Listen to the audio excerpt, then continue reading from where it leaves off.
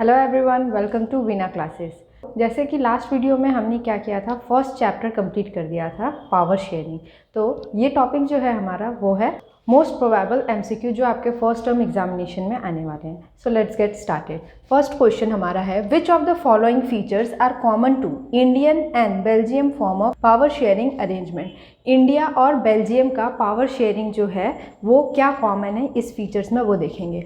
Power is shared among government at different levels, power is shared among different organ of government, power is shared among different social groups, power is shared among different parties and take the form of competition. So first point is power is shared among government at different levels. तो ये क्या है, गलत है। अगर यहाँ पे रहता power is shared among different level of government, तब ये point क्या रहता, सही रहता। power is shared among different organ of government, ये चीज़ सही है कि अलग अलग गवर्नमेंट में क्या है, पावर्स को डिस्ट्रीब्यूट किया गया है। इंडिया में भी और बेल्जियम में भी हुआ था। Power is shared among different social group, India में भी सोशल ग्रुप में पावर डिस्ट्रीब्यूट किया जाता है और बेल्जियम में भी हमने देखा था कि सोशल ग्रुप में पावर को डिस्ट्रीब्यूट किया गया था। Power is shared among different parties and take the form of competition, तो ये भी क्या है कि ये भी सही है, ये पॉइंट भी सही है। क्यों? क्योंकि डिफरेंट पार्टीज में बेल्जियम में भी पावर शेयर किया गया था और इंडिया में भी पावर शेयर किया जाता है। सो ऑप्शन ए है हमारा ABCD, तो ये क्या है, गलत ऑप्शन है। ऑप्शन बी है BCND, so BCND, this is the correct answer. Coming to the next question, in dealing with power sharing, which one of the following statement is not correct about democracy?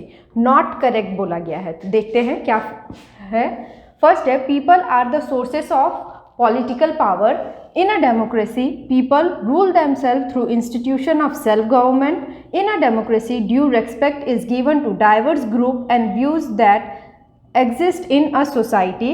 In a democracy, if the power of decide is dispersed, it is not possible to take quick decision and enforce them.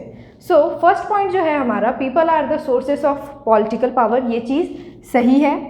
Second point है, in a democracy people rule themselves through institution of self government. हाँ, हम अपने आप को खुद ही rule करते हैं by choosing our representative by casting vote. Third point है, in a democracy due respect is given to diverse group and views that exist in a society, तो ये भी पॉइंट सही है कि हम डेमोक्रेसी में क्या देते हैं, सभी को रेस्पेक्ट देते हैं, सभी डाइवर्स ग्रुप, जितने भी जो ग्रुप ऑफ पीपल है सबको रेस्पेक्ट देते हैं। देन फोर्थ पॉइंट है, in a democracy if the power to decide is dispersed, it is not possible to take quick decision and enforce them.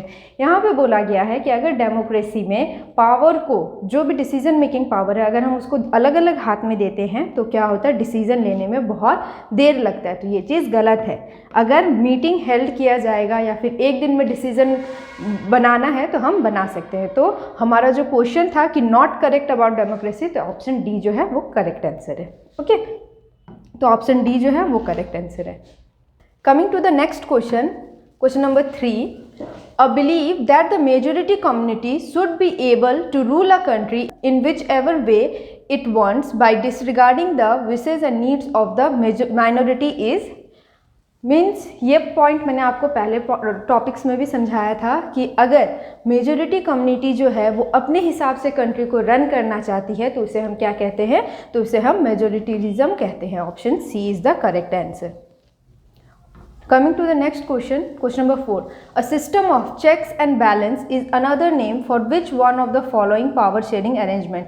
ये टॉपिक भी मैंने आपको पढ़ाया था कि चेक एंड बैलेंस जो सिस्टम है गवर्नमेंट का वो कौन से ऑर्गन कहता है या फिर उसका नाम क्या है, तो वो क्या है, power sharing among different social groups, vertical division of power shared among different level of government, horizontal division of power or power shared among different organs of the government, power sharing in the form of political parties, pressure group and governments.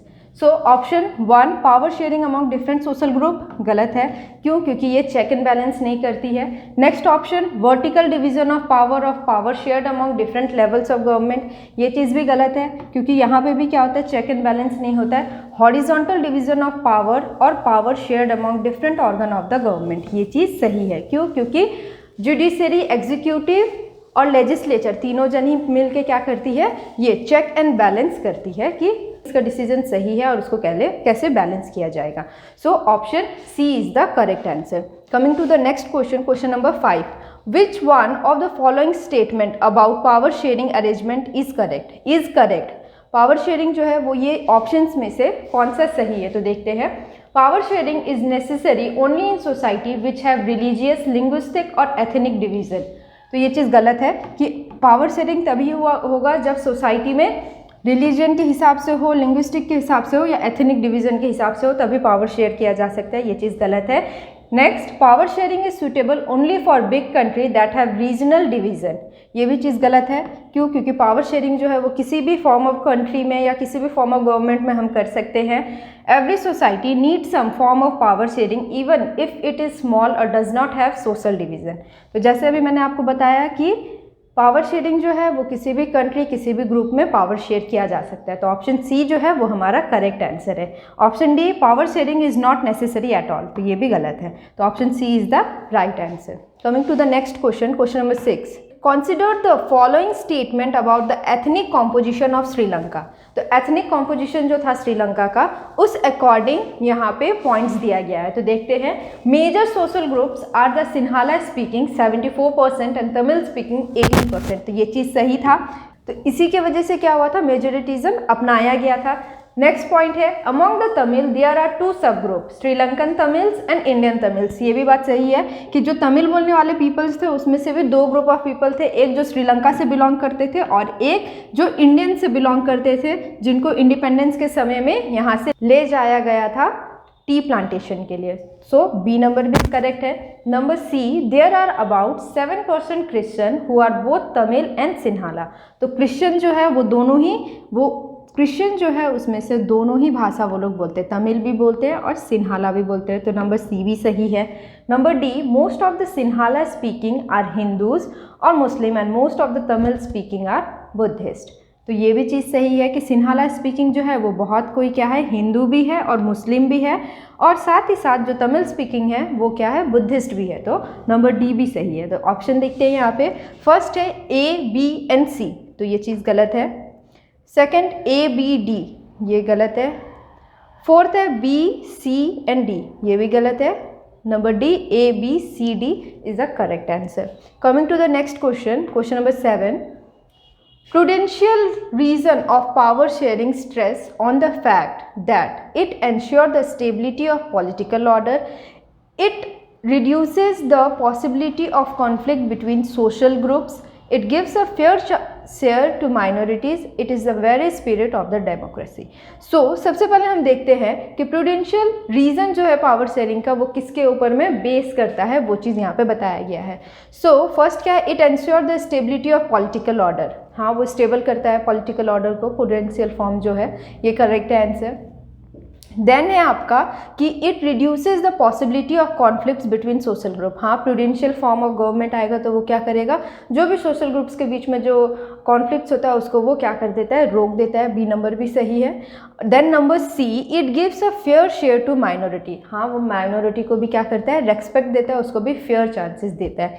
Number D, it is very spirit of democracy. नहीं, so democracy का spirit क्या है, it is a form of government where representative are chosen by the rulers by casting vote. वो है spirit, ना कि prudential reason है spirit. So number D जो है वो हमारा गलत है। सो ऑप्शन देखते हैं। ऑप्शन नंबर ए में है ए, बी, गलत।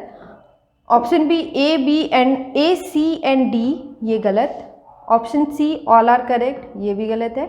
Option D, A, B and C, so this is the correct answer. Coming to the next question, question number 8, Belgium shares border with France, Netherland, Germany और किसके साथ Belgium अपना border share करता है, England के साथ वो नहीं करता है, नॉर्वे के साथ भी नहीं करता है, लग्जमबर्ग के साथ करता है एंड इटाली के साथ नहीं करता है। So option number C is the correct answer. Coming to the next question, in the capital city Brussels 18% people speak. 80% people जो है, ब्रुसेल्स जो कैपिटल था बेल्जियम का, वहाँ पे जो 80% पीपल कौन से भाषा बोलते हैं, तो वो लोग कौन सा भाषा बोलते हैं, फ्रेंच बोलते हैं, देखिए डच नहीं बोलते हैं, डच जो था वो बेल्जियम में ज़्यादा पॉपुलेशन जो थे वो डच स्पीकिंग पीपल जो थे वो बेल्जियम में बोलते थे, और कैपिटल जो ब्रुसेल्स था वहाँ पे फ्रेंच बोलते थे। जर्मन भी नहीं बोलते हैं और इंग्लिश भी नहीं बोलते, वो क्या बोलते हैं, फ्रेंच बोलते हैं। Coming to the next question, question number 10, 20% of the people of Brussels speak Dutch. जैसे कि मैंने अभी बताया कि बेल्जियम में क्या था, डच स्पीकिंग पीपल ज़्यादा था, और ब्रुसेल्स में क्या था, डच स्पीकिंग पीपल कम थे। सो 20% पीपल ब्रुसेल्स में डच बोलते थे। Next question, question number 11, Brussels presented a special problem, what was it. Brussels में भी एक स्पेशल प्रॉब्लम था, वो क्या था, देखते हैं। Dutch speaking people constituted a minority in the country but a capital in the city. Dutch speaking people constituted a majority in the country but a minority in the capital. Other foreign language were seeping it. English was becoming dominant. So अब हम देखते हैं Dutch speaking people constituted a minority in a country but majority in a capital. ये चीज़ गलत है, क्योंकि इसका क्या था, डच स्पीकिंग पीपल जो थे वो कंट्री में थे बहुत ज़्यादा पॉपुलेशन में, और कैपिटल में क्या थे, कम पॉपुलेशन में थे, ओनली 20% थे। So Dutch speaking people constituted a majority in the country but minority in the capital. So option B is the correct answer. और ये दो ऑप्शन जो है ये किसी भी पॉइंट से ब्रुसेल्स या बेल्जियम पे फिट नहीं होता है।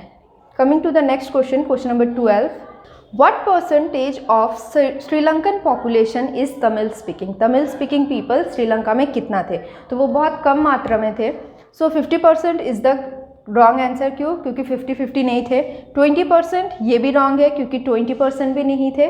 18% इज़ द करेक्ट आंसर, क्योंकि वो क्या थे, 18% जो पीपल्स थे वो तमिल स्पीक करते थे, and 16% is also wrong. Next question is question number 13, the people whose forefather came from India to Sri Lanka as plantation worker during the colonial period are called.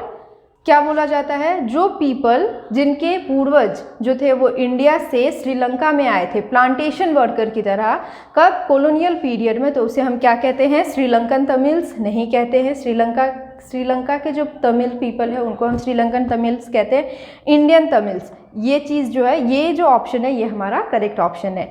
Tamil Indians भी गलत ऑप्शन है, देन इंडियन श्रीलंकन्स ये भी गलत option है। Indian Tamils जो थे वो कौन थे, वो पीपल्स थे जिनके फोरफादर्स प्लांटेशन वर्कर की तरह कॉलोनियल पीरियड में इंडिया से श्रीलंका की तरफ लेके गए थे। नेक्स्ट क्वेश्चन है हमारा question number 14, most of the Sinhalese speaking people in Sri Lanka are. जो ज़्यादा करके सिन्हालीज लैंग्वेज बोलते हैं वो कौन से रिलीजन वो लोग फॉलो करते हैं, तो हिंदूज नहीं, क्रिश्चियन ये भी नहीं है, मुस्लिम्स ये भी नहीं है। तो वो लोग कौन से लैंग्वेज, जो सिन्हालीज बोलते थे वो कौन से रिलीजन फॉलो करते थे, वो लोग बुद्धिस्ट रिलीजन फॉलो करते थे। Then coming to the next question, question number 15, when did Sri Lanka emerge an independent country. तो श्रीलंका को कब मिला था इंडिपेंडेंस, इंडिया के इंडिपेंडेंस मिलने के जस्ट 1 साल बाद उनको इंडिपेंडेंस मिला था। Okay, so 1949 is the wrong answer, 1950 is also the wrong answer, 1948 हमें 47 में इंडिपेंडेंस मिला था, देन श्रीलंका को 48 में मिला था, and 1951 is also the wrong option. Coming to the next question, question number 16, in dash an act was passed to recognize Sinhalese as the only official language, thus disregarding Tamil. The governments followed preferential policies that favored Sinhalese applicants for university position and government job. ये point में मैंने आपको अच्छे से समझाया था previous topics में कि एक ऐसा एक्ट पास किया गया था श्रीलंका में जहाँ पे सिन्हाली जो पीपल्स थे या सिन्हाली जो लैंग्वेज था उसको ऑफिशियल लैंग्वेज बना दिया गया था, और तमिल जो बोलने वाले थे उनको डिसरिगार्ड किया गया था। साथ ही साथ जो पीपल्स जिनको सिन्हाला बोलना आएगा उनको यूनिवर्सिटी गवर्नमेंट जॉब्स मिल रहे थे, और जिनको नहीं आता था उनको नहीं मिल रहे थे। तो ये एक्ट जो था वो कब पास हुआ गया था, तो ये एक्ट जो था वो आफ्टर 10 ईयर्स ऑफ इंडिपेंडेंस, जैसे ही श्रीलंका को इंडिपेंडेंस मिला उसके 10 साल बाद ये एक्ट पास किया गया था। तो श्रीलंका को इंडिपेंडेंस कब मिला था, 1948 में मिला था। सो ऑब्वियसली जो ऑप्शन रहेगा वो क्या रहेगा, 1958। सो 1956 is the wrong answer, 1957 is also the wrong answer, 1958 is the correct, and 1985 is also the wrong option. Coming to the next question, question number 17, all these government measures coming one after the other gradually increases the dash among the Sri Lankan Tamils। तो जैसे ही government के अलग अलग measures आ रहे थे, उस चीज़ से क्या हो रहा था कि सिन्हाला पीपल्स के मन में कुछ एक पर्टिकुलर मैंने टर्म यूज़ किया गया था, जब इस टॉपिक के बारे में मैंने पढ़ाया था आपको, एलिएशन बोल के, उसको मैंने डिटेल में समझाया भी था, तो वही चीज़ें यहाँ पे पूछा गया है। तो गवर्नमेंट जब ऐसे मेजर्स ला रहे थे एक के बाद एक के बाद एक, तो वो क्या लेके आ रहे थे, जो तमिल बोलने वाले पीपल है उनके मन में क्या फीलिंग आ रहा था, एलिएशन का फीलिंग आ रहा था। तो प्रोटेस्ट भी क्या है, गलत आंसर है। फेवरेटिज्म भी गलत आंसर है। Number C feeling of alienation, ये करेक्ट ऑप्शन है। एंड नंबर डी सबऑर्डिनेशन, ये भी गलत आंसर है। Coming to the next question, question number 18। By the 1980s several political organization were formed demanding. तो 1980 के समय में बहुत सारे अलग अलग पॉलिटिकल ऑर्गेनाइजेशन जो थे वो फॉर्म किए गए थे। कहाँ पे, श्रीलंका में। तो वो क्या डिमांड कर रहे थे, तो वो अपना एक सेपरेट स्टेट जिसका नाम एलएम उन्होंने रखा था, वो चीज़ वो डिमांड कर रहे थे। तो certain right is the wrong option. Independent Tamil LM state, मैंने अभी बताया एलएम स्टेट का उन्होंने डिमांड किया था, तो option number B is the correct answer. Sovereign state is the wrong answer. Priority in jobs for Tamil, this is also the wrong answer. वो उन लोगों ने क्या डिमांड किया था, अपना एक सेपरेट स्टेट, तमिल स्टेट, जिसका नाम उन्होंने एलएम रखा था, वो चीज़ मांगा था।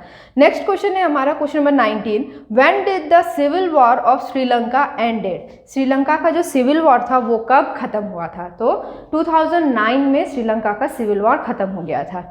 सो ऑप्शन 1 है 2010, this is the wrong answer. Option B 2009, this is the correct answer.